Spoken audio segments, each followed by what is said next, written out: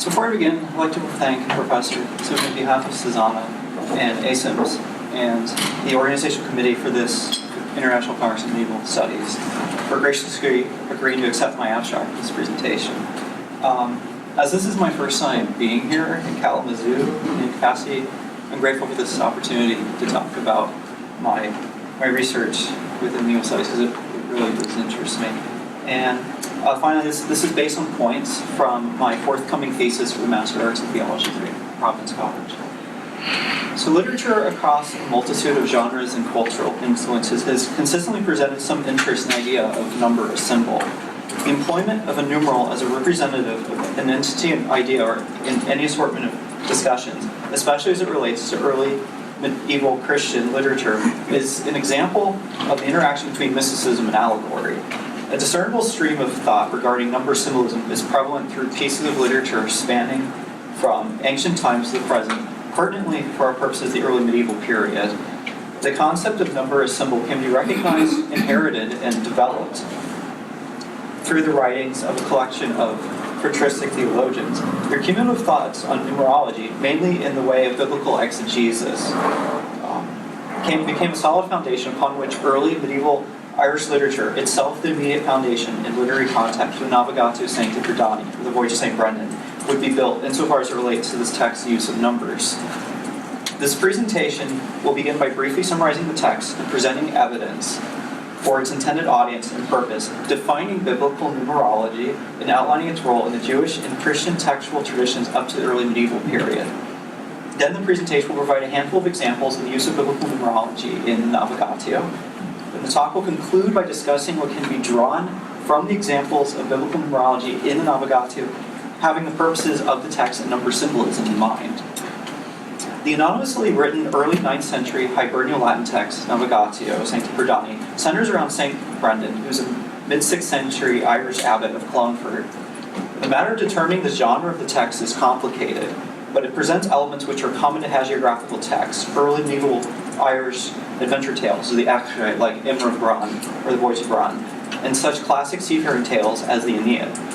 Brendan is visited by an abbot of another Irish monastery, Barrand. Barrand recalls a voyage taken with a former follower, now abbot Myrna, who has found the Terra Provinciana Sanctorum, or the Promised Land of the Saints. Not unlike the other world of the Aeschylean, where the elect will await the second coming of Christ, or doomsday. Brendan is so moved by the story that he chooses 14 brothers to sail with him to visit the Promised Land of the Saints. Before Brendan and his brothers depart, 3 latecomers convince Brendan to bring them along. Brendan sails for 7 years, each year's worth of sailing marked by deliberate ports of call for Holy Week and Christmas. The text itself recounts only 3 of the 7 years of voyaging. Brendan, at the end of the 7 years, finds the Promised Land of the Saints and is instructed to return to Ireland, being told he will soon thereafter die. The text, simply put, is written by an ascetic, with the intended audience being fellow ascetics. It, as we possess it, is a fine example of the Hibernial Latin exegetical literary tradition of the early medieval period. Thomas O'Loughlin points out that the text may very well be a response to the Cailí Day, an ecclesial Reformation movement which swept major monastic centers in Ireland during the turn of the 9th century. The origin of the text is rooted in the discussion of the conflation of episodes from Voyages of Brendan found in the Latin lives of the saint. The text as we currently possess it is probably a later amended version of an earlier version of a Voyage of Brendan, which was developed from the Latin lives, or it was written in Ireland during the second half of the 8th century, probably the third quarter.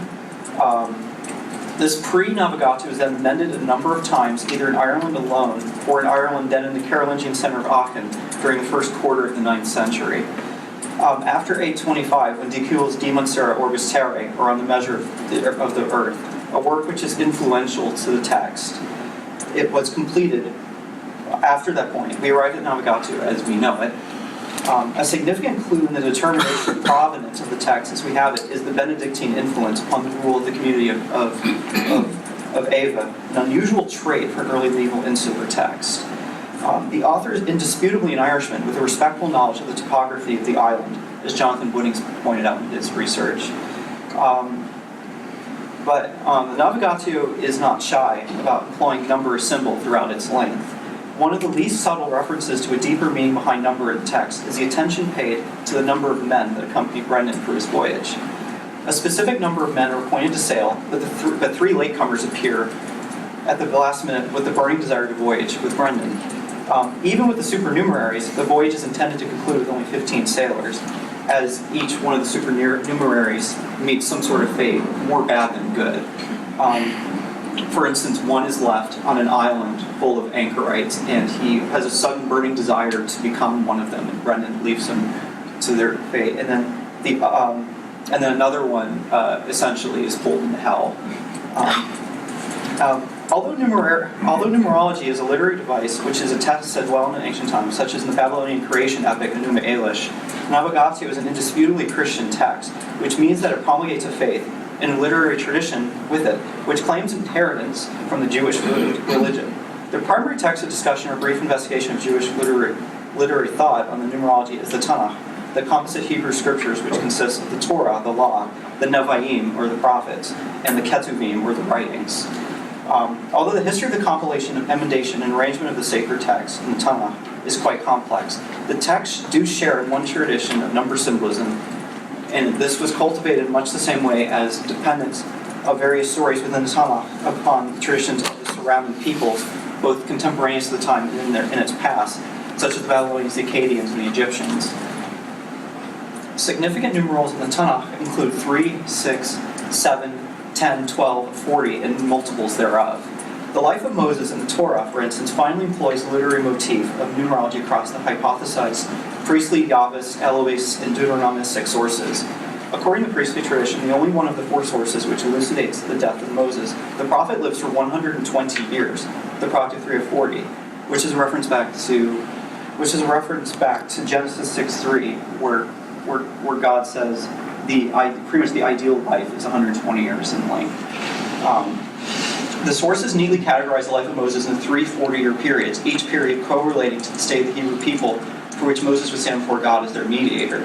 The first 40 years are spent in Egypt while the Hebrews are still in slavery, and Moses then discovers that he is an Egyptian only by adoption, throwing his ethnic identity into crisis. The second 40 years are spent in self-exile in Midian, where he's given his call by God to lead the Israelites out of bondage into the Promised Land. The third and final span of 40 years is spent in the wilderness.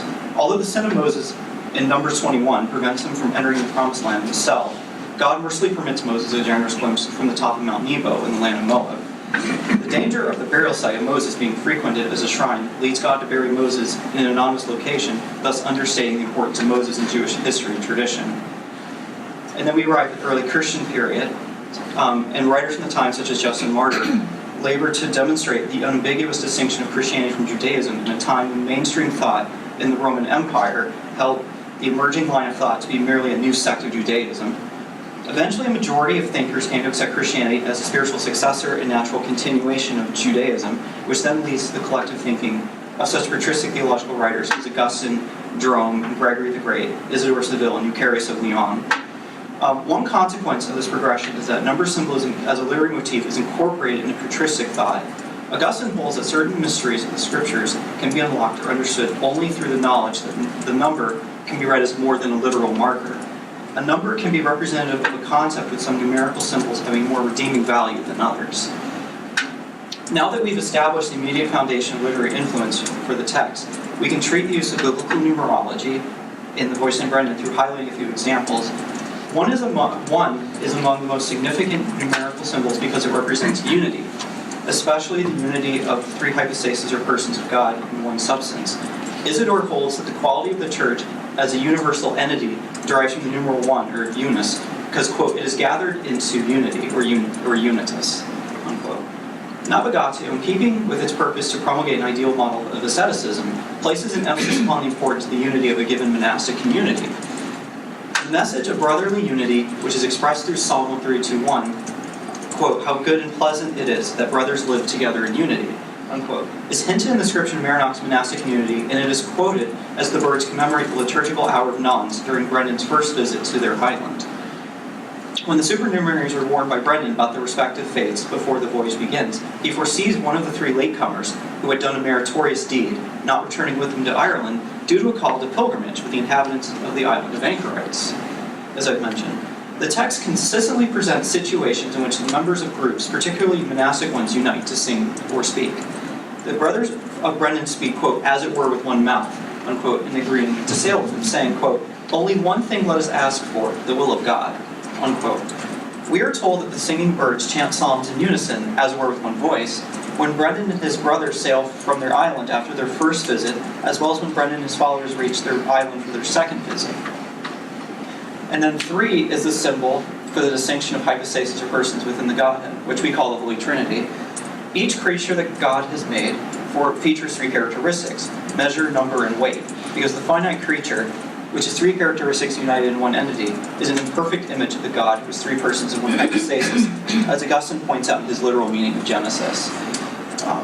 Dorothy N. Bray, in her article on the use of allegory in the Nauigatio, notes the intensification of the eschatological undertones of the text as the story moves from one of the 3 detailed cycles, of 7 total year-long cycles, to another one.